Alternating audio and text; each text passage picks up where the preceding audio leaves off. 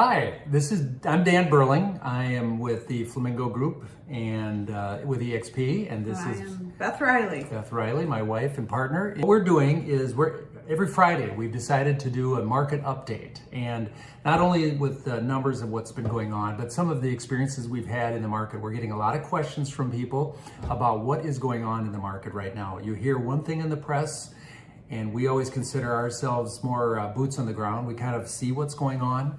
So we want to go ahead and give updates that we see, as well as dispel maybe any rumors that are out there.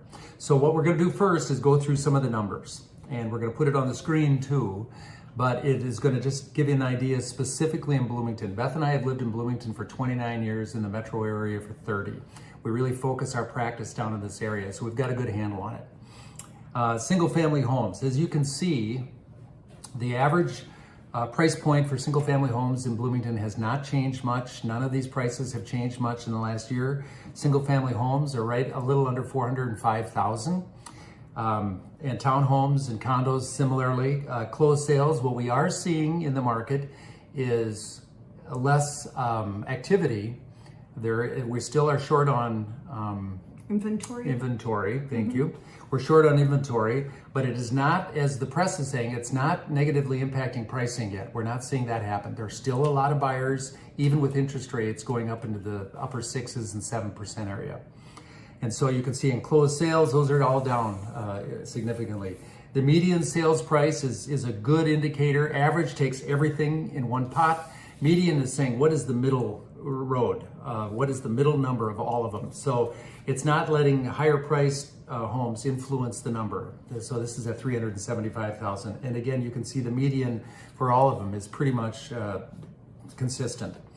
Active inventory, again, is consistent with what we're hearing and seeing, is that there's just less out there and inventory-wise. And another one is the average days on market. We've had discussions about that, and I think what's happening, you can see 50% increase on single family homes, and townhomes are up too. And we can talk about that, but I think what's happening is pricing. People are pricing it a little more aggressively, wanting a certain number and putting it out high. And consequently, what happens is the house sits on the market because people, have so much information, they know what's going on in the market. Well, and with the price, they're not taking into consideration the value and what it is that we're pricing. So you have a kitchen that's 35 years old, bathrooms that are from the original build, and you're expecting top dollar for it.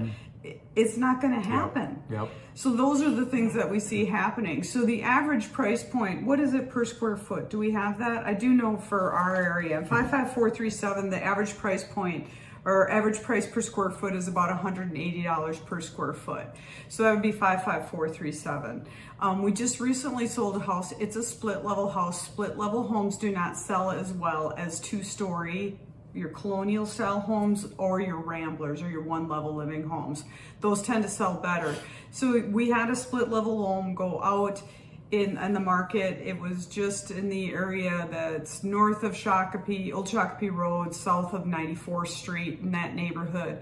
And we figured, price per square foot, it's right around 180, 182. This was for split level homes. We also only price for what has sold. We don't try and say, this is where the market's going. That is not our job. The market will tell us, because there's still a lack of good inventory, well-priced homes on the market. There's plenty of buyers, but they're not going to pay $500,000 for a home that's only worth $425 or $450. So that's what's happening. The well-priced homes that have the value and the price are right. They're selling quickly, and they're selling in multiple offers. And I don't know if you give the example of what happened on that one. When it went well, up. The one that we did sell, we put it out at $450,000.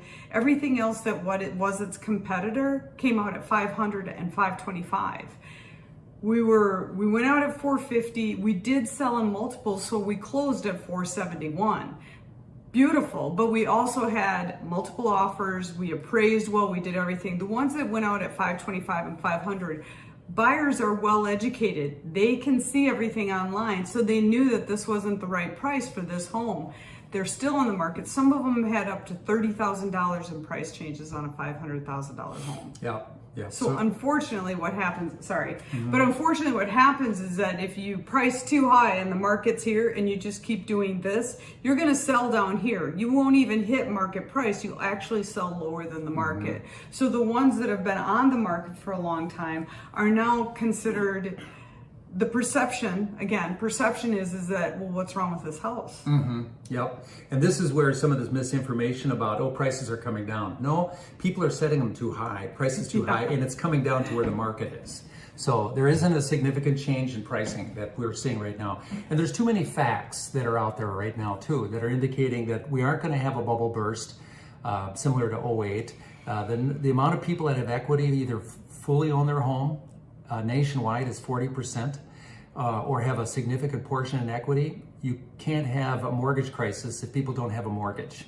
Right. And also, if you look at the demographics, we've got the boomers are selling. We're getting to an age where they're looking at downsizing, and then we've got millennials and Gen Z and all these different groups they're in the family formation stage, and they're looking for homes. So, I think there's a little bit of an adjustment with the interest rate items right now, but our lenders are saying there's plenty of buyers out there. And so again, it comes down to pricing. What I wanted to mention is we're getting a lot of questions on this topic and what's my value of my home. Between 2020, the beginning of the pandemic, and basically 2022 or now, the average increase across the country in value was 41%. Each area and location is different. What we saw in Bloomington in that period of time is 29% increase in value in equity. We're getting a lot of questions about, hey, what's my home worth? If you would like a more, and this is even if you're outside of Bloomington, but if you would like an analysis, a comparative analysis of what your home value would be right now for a variety of purposes, just let us know. You can either text me at 612-206-4543 that you'd like that, or my email, which is danburling76@gmail. We'll put those up. But just let me know if you'd like that, and we can get that information to you. The other thing is, we're going to do this every Friday, and we're trying to decide what to name it. So give us some ideas. I mean, it could be Fun Facts Friday. Flamingo Fun Facts. Flaming Fun Facts. Facts. So give us an idea. We'd love to hear from you.